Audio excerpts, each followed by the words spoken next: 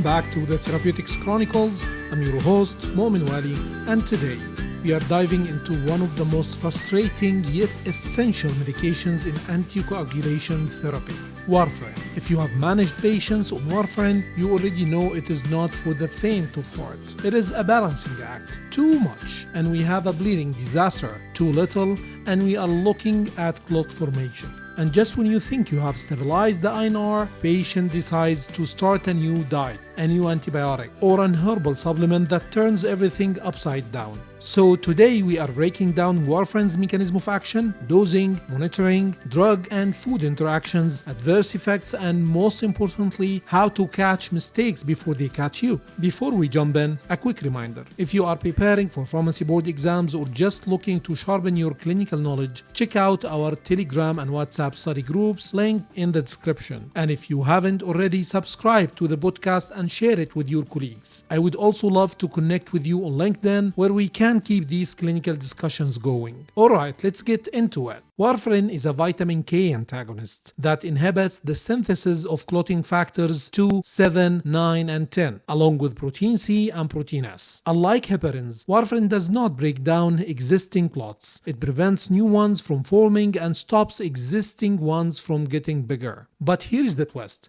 When you first start Warfarin, it actually increases clotting risk before reducing it. Why? Because protein C and protein S deplete faster than clotting factors, creating a temporary hypercoagulable state. This is why patients with DVT, PE, or mechanical valves need bridging with a faster acting anticoagulant like low molecular weight heparins until Warfarin reaches a therapeutic INR. For most indications, the target INR is 2 to 3, but for mechanical mitral valves or high-risk patients, we aim for 2.5 to 3.5. Warfarin dosing is highly individualized. Most patients start at 2 to 5 mg daily. But here is the catch. Some people metabolize Warfarin like water, while others have CYP2C9 polymorphisms that make them ultra-sensitive. This is why frequent INR monitoring is key. How often should INR be checked? Every 2 to 3 days when starting, weekly until stable, every 4 to 6 weeks once steady. Now let's talk about what makes Warfarin a nightmare to manage: drug and food interactions. Warfarin is metabolized by CYP2C9, so anything that inhibits or induces this enzyme will throw INR off balance. CYP2C9 inhibitors that would increase the INR means increasing bleeding risk, amiodarone fluconazole, metronidazole, trimethoprim sulfamethoxazole,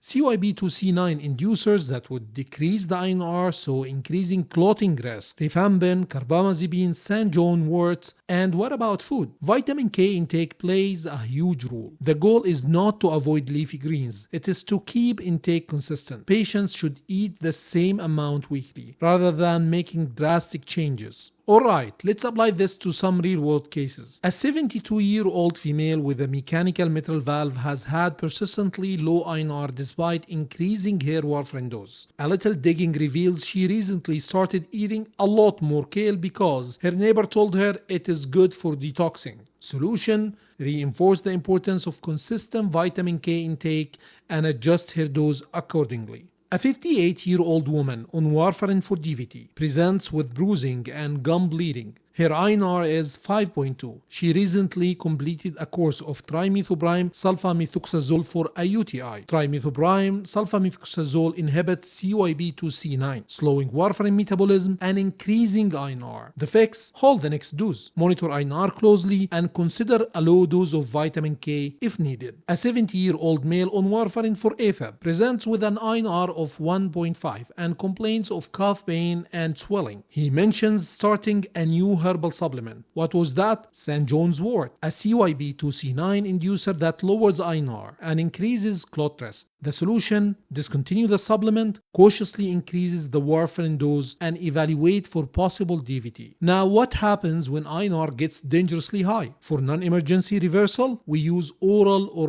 IV vitamin K. But for life-threatening bleeding, it is prothrombin complex concentrate, PCC, or fresh frozen plasma, FFP. Alright, let's fire off some quick Q&A. What is the therapeutic INR for most indications? 2 to 3. When is bridging necessary? During initiation and high-risk procedures. What is the antidote for warfarin overdose? Vitamin K or PCC. Which foods affect INR? Leafy greens high in vitamin K. What is a common CYP2C9 inhibitor that increases INR? Amiodarone, fluconazole, trimethoprim, sulfamethoxazole. Before we wrap up, let's go over some clinical bursts for patient counseling. Take warfarin at the same time every day. Monitor for signs of bleeding, bruising, blood in the urine or stool, nosebleeds. Avoid NSAIDs and aspirin unless directed. Keep vitamin K intake consistent. Always inform healthcare providers before starting new medications or supplements. And let's not forget, adherence and INR monitoring are everything. A missed dose or unreported new medication can make the difference between stroke prevention and the trip to the ER. That's it for today's deep dive into warfarin. If you found this helpful, subscribe and share it with your colleagues. And if you are preparing for pharmacy board exams, join our Telegram and WhatsApp study groups. Links are in the description. Also, let's connect to LinkedIn to continue these discussions. Catch mistakes before they catch you. Until next time, stay curious, keep learning, and always question everything. See you then.